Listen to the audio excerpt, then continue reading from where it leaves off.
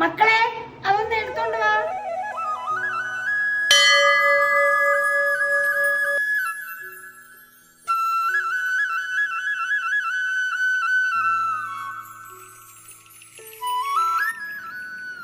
കണ്ണാടി നോക്കാനാണ് പിന്നെ എന്നെ എന്തിനും ഇവിടെ ഒരുക്കി കെട്ടിയിരുത്തിക്കണം. ഓ അതൊക്കെ കൊള്ളാം. പോയി ഈ വർഷത്തെ കണി ഞാൻ ശരിയാക്കി.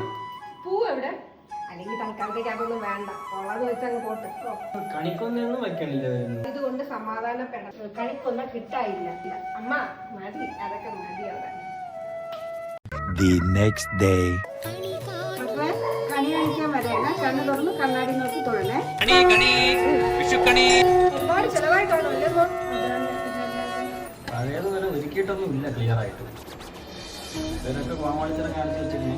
കഴിഞ്ഞ വർഷമേ നമുക്കൊന്നും തന്നില്ല. ഇപ്രാവശ്യം അറിയാല്ല, ഏവനൊക്കെയോ കിടന്ന് യുദ്ധം ഉണ്ടാക്കുന്നതിന് നമുക്കാണ് ഇവിടെ കഷ്ടപ്പാട്.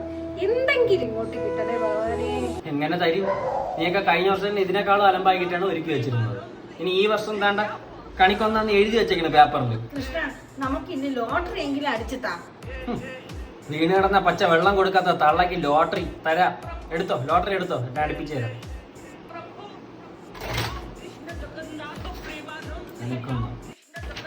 കണി കണ്ട സത്യത്തിലേറ്റ സമയമായല്ലേ. ഇനിയിപ്പോ അടുത്ത കൊല്ലം തന്നെ. എന്തായാലും ഹാപ്പി വിഷു എല്ലാവർക്കും.